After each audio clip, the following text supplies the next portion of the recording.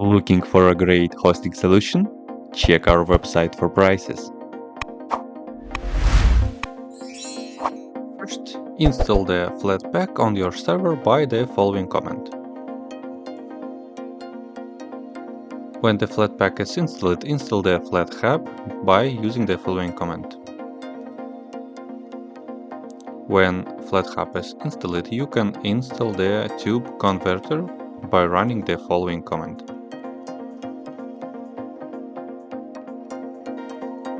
You need to confirm that you are agreed to install it on your server.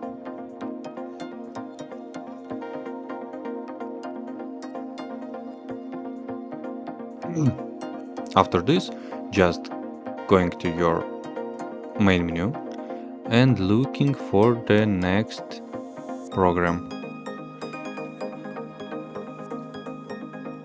This is exactly the tube converter. You can run it and you can just download media by click on the add download. That's it. If you have any question, leave them in the comments.